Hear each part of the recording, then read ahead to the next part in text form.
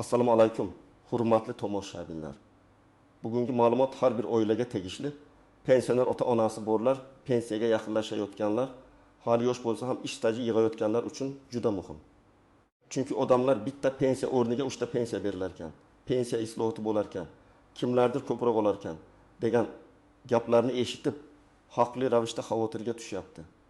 Men bugun shu masalani oddiy tilda misollar bilan tushuntirib beraman. Nimalar o'zgaryapti? Kim nimaga tayyor turishi kerak? Qaysi gaplarga ishonmaslik kerak? Videoni oxirigacha ko'ring, chunki bitta noto'g'ri tushuncha pensiyangiz miqdoriga ham, hujjatlaringizga ham ta'sir qilishi mumkin. Hozirning o'zida kanalga obuna bo'ling, like bosing. Chunki bunday tushuntirishlar aynan sizga va yaqinlaringizga kerak bo'ladi. Avvalo eng asosiy savolga javob beraman. Bitta o'rniga 3 ta pensiya degani odam ertaga borib 3 ta alohida davlat pensiyasini bir varaqaga oladi degani emas. Bu ibora ko'pincha pensiya tizimini bir nechta manbaga ajratish, ya'ni odam qariganda faqat bitta davlat pensiyasiga qaram bo'lib qolmasligi haqida aytiladi. Oddiy qilib aytsam, avval ko'pchilikning tasavvurida pensiya bitta edi. Ishladingiz, staj yig'dingiz, yoshga yetdingiz, davlat pensiya tayinladi. Endi esa dunyo tajribasida ham, bizdagi muhokamalarda ham pensiya daromadini 3 ta manbadan shakllantirish g'oyasi kuchaymoqda. Birinchisi davlat tomonidan tayinlanadigan asosiy pensiya. Ikkinchisi fuqaroning shaxsiy jamg'arib boriladigan mablag'i. Uchinchisi ixtiyoriy yoki ish beruvchi orqali qo'shimcha pensiya jamg'armasi, sug'urta yoki uzoq muddatli omonat kabi qo'shimcha manbalar. Nima uchun bunday masala ko'tarilmoqda? Sababi juda oddiy. Aholi tarkibi o'zgaryapti. Umr davomiyligi oshyapti. Pensiya oluvchilar soni ko'payapti. Lekin ishlayotganlar va byudjetga badal to'layotganlar soni doim ham shunga mos tezlikda oshavermaydi. Ilgari bir pensionerga bir necha ishlovchi to'g'ri kelgan bo'lsa, vaqt o'tishi bilan bu nisbat og'irlashadi. Davlat pensiyani to'lashda davom etadi, lekin odamning keksalikdagi daromadi yetarli bo'lishi uchun qo'shimcha mexanizmlar kerak bo'ladi. Shuning uchun islohotning mohiyati pensionerni yolg'iz qoldirmaslik. Lekin hamma narsani faqat bitta manbaga bog'lab qo'ymaslik. Endi oldin qanday edi, hozir nima o'zgardi degan savolga o'taylik. Oldin ko'pchilik uchun eng muhim narsa mehnat staji va rasmiy ish haqi edi.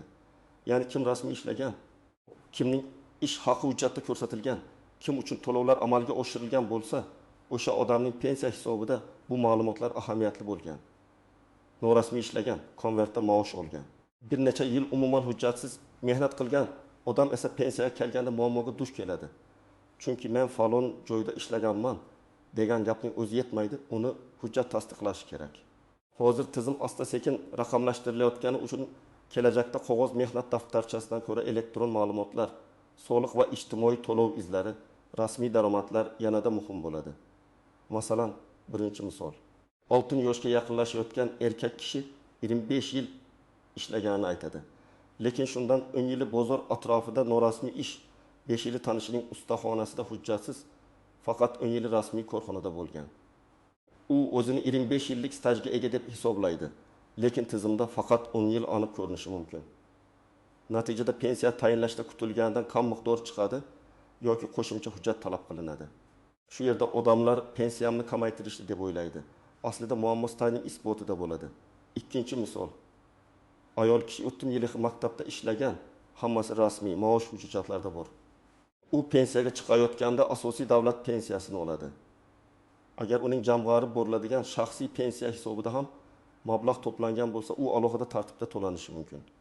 Agar u bundan tashqari yillar davomida bank omonati, sug'urta yoki nodavlat pensiya dasturiga pul ajratgan bo'lsa, qarilikda 3-chi qo'shimcha daromad manbai ham paydo bo'ladi. Mana 3 ta pensiya degan gapning sog'lom talqini shu. 3 ta to'liq davlat pensiyasi emas, 3 ta daromad manbai. Uchinchi misol. Bir yigit 35 yoshda bugun yaxshi pul topadi, lekin rasmiy maoshi minimal ko'rsatilgan. Qolgani qo'liga naqd oladi. U hozir menga farqi yo'q, pensiyagacha hali uzoq deydi. Lekin 25-30 yil o'tgach, pensiya hisobida uning rasmiy daromadi past ko'rinadi. Davlat pensiyasi hisoblanayotganda ham kelajakdagi jamg'arma tizimlarida ham rasmiy daromad muhim bo'ladi. Demak, bugun hujjatda kam ko'rsatilgan maosh ertaga keksalikdagi daromadni kamaytirishi mumkin. Men doim aytaman, norasmiy maosh bugun qulay ko'rinadi, lekin ertangi pensiyadan qarz olib yashashga o'xshaydi. Kimlar xavotir olishi kerak? Birinchi navbatda pensiyaga 1-5 yil qolganlar. Chunki ular hozirdan hujjatlarni tekshirishi shart. Mehnat daftarchasidagi yozuvlar to'g'rimi, korxona nomi o'zgargan bo'lsa, arxiv hujjatlari bormi, ish haqi ma'lumotnomalari topiladimi? Tug'ilgan sana, familiya, ismda xatolar yo'qmi? Shularni ko'rish kerak. Ikkinchi guruh uzoq yillar norasmiy ishlaganlar. Ular stajni tasdiqlash bo'yicha oldindan maslahat olish kerak. Uchinchi guruh chet elda ishlagan fuqarolar. Qaysi davlat stajga kiritilishi, qaysi hujjatlar tan olinishi, ikki davlat o'rtasida kelishuv bormi yoki yo'qmi, buni alohida tekshirish zarur. To'rtinchi guruh yakka tartibdagi tadbirkorlar, o'zini o'zi band qilganlar. Fermer xo'jaligi a'zolari. Ular badal va soliq to'lovlari bo'yicha iz qoldirganmi? Bu ma'lumotlar bazada bormi? Shuni aniqlash kerak. Kimlar unchalik xavotir olmasligi mumkin? Rasmiy ishlagan, ish beruvchi to'lovlarni o'z vaqtida amalga oshirgan, hujjatlari to'liq elektron bazada ma'lumotlari bor fuqarolar. Lekin men umuman bexavotir bo'ling demayman. Chunki amaliyotda hatto rasmiy ishlagan odamning ham hujjatida xato chiqadi. Bitta harf noto'g'ri yozilgan, ishga kirgan sanasi tushib qolgan, korxona tugatilgan, arxiv topilmayapti, mehnat daftarchasidagi muhr o'qilmaydi. Shuning uchun har bir odam pensiyaga yaqinlashmasdan turib ham o'z mehnat tarixini tekshirishi kerak. Endi asosiy nozik masalaga o'tamiz. Uchta pensiya bo'yicha odamlar nimalarni noto'g'ri tushunyapti? Birinchi xato. Hamma pensioner avtomatik ravishda 3 barobar ko'p pul oladi deb o'ylash. Yo'q, bunday emas. Davlat pensiyasi alohida hisoblanadi. Jamg'arib boriladigan mablag' alohida. Ixtiyoriy jamg'arma esa odamning o'zi yoki ish beruvchisi qancha qo'shganiga bog'liq. Agar ikkinchi va uchinchi manbaga pul tushmagan bo'lsa, u yerdan katta mablag' kutish noto'g'ri bo'ladi. Ikkinchi xato menga staj kerak emas. Baribir islohot bo'ladi degan fikr. Aksincha, rasmiy staj va rasmiy daromadning ahamiyati kamaymaydi. Ko'pincha yanada oshadi. Chunki har qanday pensiya tizimi isbotlangan ma'lumotga suyanadi. Qancha ishladingiz, qancha daromad oldingiz, qancha badal to'landi. Shular hisob-kitobning asosi bo'ladi. Uchinchi xato, pensioner bo'lsam ham qo'shimcha pensiya darhol keladi deb kutish. Qo'shimcha to'lovlar har doim ham oyma-oy pensiyasi shaklida bo'lmasligi mumkin. Ba'zan to'plangan mablag' bir martalik beriladi, ba'zan qismlarga bo'lib to'lanadi, ba'zan shartnoma shartlariga qarab belgilanadi. Shuning uchun har bir manbaning o'z qoidasi bor. To'rtinchi xato, internetdagi har bir xabarga ishonish. Ertadan hamma pensionerga 3 ta pensiya, falon summadan kam bo'lmaydi. Hujjat topshirmasangiz pulingiz kuyadi kabi vahimali xabarlar ko'p tarqaladi. Men ekspert sifatida maslahat beraman. Pensiyaga oid yangilikni faqat rasmiy manbalardan tekshiring. Pensiya jamg'armasi davlat xizmatlari portali, tegishli vazirlik va idoralarning rasmiy e'lonlari, mahalliy pensiya bo'limlari bergan ma'lumot asos bo'lishi kerak. Endi istisnolar va ko'zga ko'rinmaydigan tuzoqlar haqida gaplashamiz. Birinchi tuzoq, familiya o'zgargan ayollarning hujjatlari. Masalan, qiz familiyasi bilan ishlagan, keyin turmushga chiqqan, familiyasi o'zgargan, mehnat daftarchasi, diplom, ish haqi ma'lumotnomasi, nikoh guvohnomasi bir-biriga bog'lanmasa, stajni tasdiqlashda savol tug'iladi.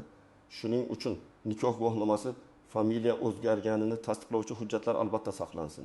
Ikkinchi tuzoq, sobiq korxona tugatilgan bo'lishi. Ko'p odam zavod yopilib ketgan, endi nima qilaman deb o'ylaydi. Bunday holatda arxivga murojaat qilinadi. Korxona hujjatlari tuman, shahar yoki viloyat arxiviga topshirilgan bo'lishi mumkin. Agar arxivda ma'lumot topilsa, staj va ish haqi tasdiqlanadi. Agar topilmasa, ayrim hollarda sud orqali faktni aniqlash masalasi ko'rilishi mumkin. Lekin buning uchun guvohlar, eski buyruqlar, ma'lumotnomalar, har qanday yozma dalil kerak bo'ladi. Uchinchi tuzoq, chet eldagi mehnat. Odam Rossiya, Qozog'iston, Koreya yoki boshqa davlatda ishlagan bo'lishi mumkin. Lekin u davr pensiya stajiga qanday kiritilishi ikki davlat o'rtasidagi kelishuvlarga, to'langan badallarga, rasmiy ish shartnomasiga bog'liq. Men chet elda 8 yil ishladim degan gap yetmaydi. Ish shartnomasi, ruxsatnomalar, soliq yoki sug'urta to'lovlari, ish beruvchi ma'lumotnomalari kerak bo'lishi mumkin. To'rtinchi tuzoq, parvarish davrlari. Masalan, ona bola parvarishida bo'lgan, nogiron farzandga qaragan, harbiy xizmat davri bo'lgan, oliy ta'limdagi ayrim davrlar bo'yicha savollar tug'iladi. Bu davrlarning hammasi avtomatik va bir xil tartibda qo'shilavermaydi.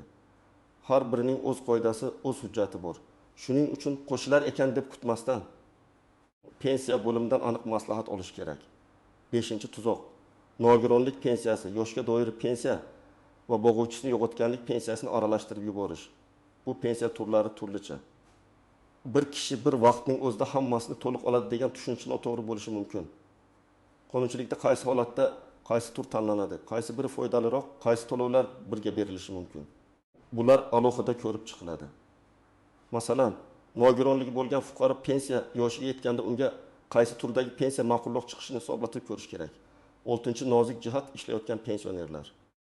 Ba'zi odamlar ishlasam pensiyam kesiladimi? Qayta hisob kitob bo'ladimi deb so'raydi. Bu masalada ham umumiy gap bilan qaror qabul qilib bo'lmaydi. Amaldagi tartib, ish turi, to'lovlar, qayta hisoblash shartlari o'zgarib turishi mumkin. Shuning uchun ishlayotgan pensioner har yili o'z pensiya huquqini tekshirtirsa foydali bo'ladi. Ish beruvchi siz uchun to'lovlarni to'g'ri amalga oshiryaptimi? Elektron bazada ko'rinyaptimi? Buni nazorat qilish kerak. Endi amaliy qadamlar. Men tomoshabinlarga aniq reja beraman. Birinchi qadam, shaxsiy hujjatlaringizni tartibga soling. Pasport yoki ID karta, JSH shir, mehnat daftarchasi, diplom, harbiy bilet, nikoh yoki ajralish guvohnomasi, farzandlar tug'ilganlik guvohnomalari, nogironlik bo'yicha hujjatlar, ish haqi ma'lumotnomalari, arxiv ma'lumotlari bitta papkada tursin. Hujjatlarni suratga olib telefonda saqlab qo'ying. Lekin asl nusxalarini yo'qotmang. Ikkinchi qadam, mehnat stajingizni tekshiring.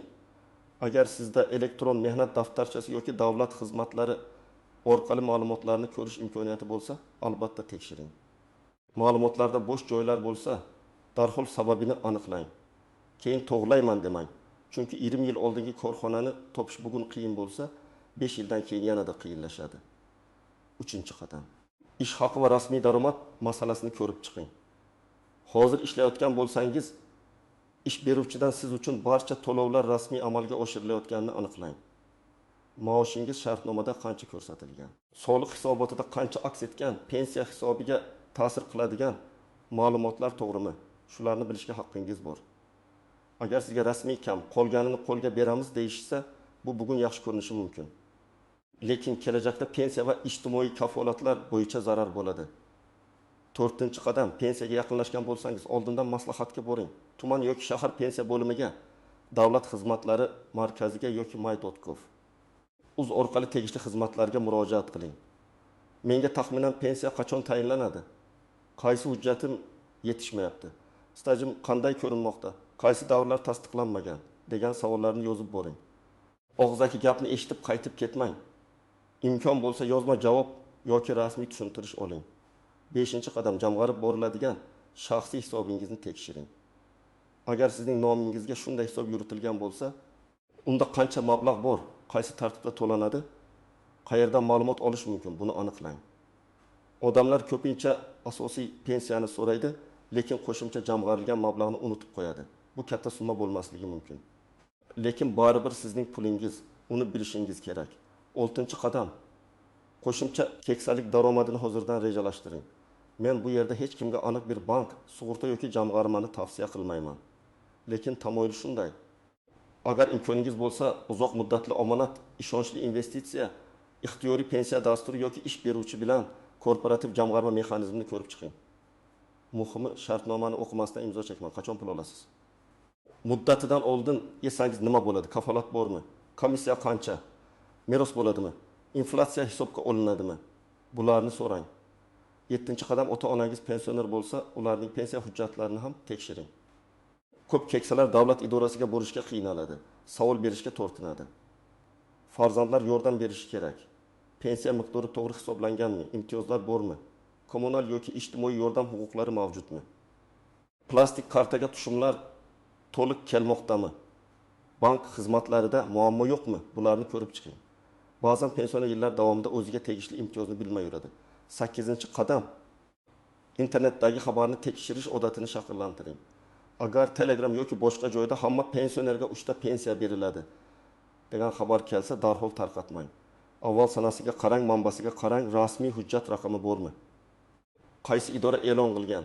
Qachondan kuchga kiradi? Kimlarga tegishli? Shularni tekshiring.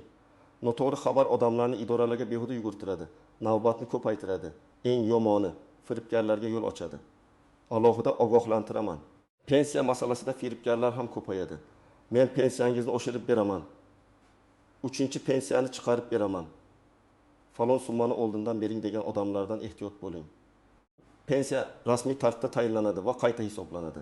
Agar sizga yordam kerak bo'lsa, rasmiy idora, davlat xizmatlari markazi yoki malakali yurist orqali harakat qiling. Hech kimga pasport nusxasi, bank karta kodi, SMS kodi, elektron kalit yoki shaxsiy ma'lumotlarni o'ylamasdan bermang. Endi yana bir muhim masala, islohotdan kim yutadi? Eng ko'p yutadiganlar rasmiy ishlagan, daromadini yashirmagan, hujjatlarni tartibda saqlagan va qo'shimcha jamg'arma madaniyati ega odamlar bo'ladi. Kim qiynaladi? Norasmiy ishlagan, hujjat yig'magan, keyin hal bo'ladi deb yurgan. Ish beruvchidan to'lovlarni talab qilmagan fuqarolar qiynalishi mumkin. Demak, islohotning asosiy sabog'i bugungi rasmiylik, ertangi pensiya xavfsizligidir. Men buni oddiy oilaviy misol bilan tushuntiraman. Bir oilada aka bor. Akasi 30 yil rasmiy zavodda ishladi. Maoshi katta bo'lmasa ham hammasi hujjatda aks etdi. Ukasi esa qurilishda yaxshi pul topdi, lekin ko'p yillar hujjatsiz ishladi. Yoshligida uka ko'proq pul topgandek ko'rindi. Lekin pensiya yoshiga kelganda akasining staji aniq, hujjat tayyor, pensiyasi barqaror chiqadi. Ukasi esa men ham ishlaganman deb isbot izlaydi. Mana pensiya tizimida eng katta farq shu, real mehnat emas. Isbotlangan mehnat hisobga olinadi. Yana bir misol. Ayol kishi farzandlari uchun bir necha yil uyda o'tirgan, keyin rasmiy ishga qaytgan. Agar u bola parvarishi, ishga qabul buyruqlari, familiya o'zgarishi, diplom va boshqa hujjatlarni to'g'ri saqlagan bo'lsa, pensiya tayinlash jarayoni ancha yengil bo'ladi. Agar hujjatlar tarqoq, ayrimlari yo'q, arxiv manzili noma'lum bo'lsa, har bir ma'lumot uchun alohida yugurishga to'g'ri keladi. Shuning uchun men aytaman, pensiya hujjati pensiya yoshda emas, mehnat hayoti davomida yig'iladi. Xulosa qilib aytsam, bitta o'rniga 3 ta pensiya degan gapni to'g'ri tushunish kerak. Bu hamma odam 3 karra ko'p pul oladi degani emas. Bu keksalikdagi daromad bir nechta manbadan shakllanishi mumkin degani. Davlat pensiyasi shaxsiy jamg'arilgan mablag' va ixtiyoriy yoki qo'shimcha pensiya manbalari. Asosiy vazifa esa o'zgarmaydi. Rasmiy ishlash stajini tasdiqlash, daromadni yashirmaslik, hujjatlarni vaqtida tekshirish va rasmiy ma'lumotga tayanish. Bugun sizdan iltimosim, agar o'zingiz pensiyaga yaqin bo'lsangiz, shu haftaning o'zida hujjatlaringizni tekshiring. Agar ota-onangiz pensioner bo'lsa, ularga yordam bering. Agar hali yosh bo'lsangiz, ish beruvchingiz rasmiy to'lovlarni to'g'ri qilayotganini bilib oling. Chunki pensiya uzoqdagi mavzu emas, u bugungi qarorlaringiz natijasidir. Sizningcha pensiya tizimida eng katta muammo nima? Stajni tasdiqlashmi, pensiya miqdorimi, norasmiy ishmi yoki hujjatlarning murakkabligimi? Fikringizni izohlarda yozib qoldiring. Video foydali bo'lgan bo'lsa, albatta like bosing, yaqinlaringizga yuboring va kanalga obuna bo'ling.